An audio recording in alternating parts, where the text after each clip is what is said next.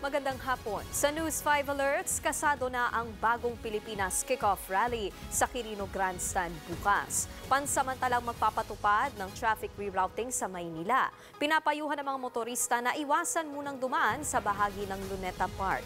Higit 9 na raang MMDA personnel ang ide-deploy para magmando ng traffic.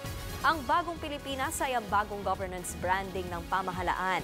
Magsisimula ang programa bukas ng alas 10 ng umaga hanggang alas 10 ng gabi na pangungunahan ni Pangulong Bongbong Marcos. Paglilinaw naman ng Presidential Communications Office, hindi gagamitin ang rally para isulong ang charter change o pag-amyenda sa saligang batas.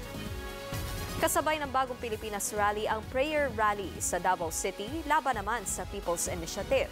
Isinara na ang ilang kalsada sa lungsod bilang paghahanda sa event bukas ng gabi. Nakaredy na ang stage sa San Pedro Square. Nakaposte na rin ang mga pulis at sundalo sa paligid ng venue.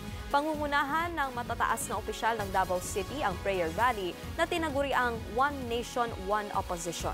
Inaasahan bukas ang pamilya Duterte sa pangunguna ni dating Pangulong Rodrigo Duterte, VP Sara at Congressman Paulo. Mariing kinundena ng pamilya Duterte ang bayaran umano para sa mga pirma sa People's Initiative para sa charter change. Umabot pa raw sa Davao ang panunuhod. Para sa iba pang mga balita, pumunta lang sa news5.com.ph, pati na rin sa News5 Facebook, YouTube, TikTok at X social media pages. Ako po si Nikki De Guzman at narito naman ang mga balita sa Frontline Weekend mamaya. Sundalong nag-awol sa Pangasinan, binaril ang kapwa sundalo bago nagbaril sa sarili. 2 bata sa Cebu patay matapos mabagsakan ng puno ng buli.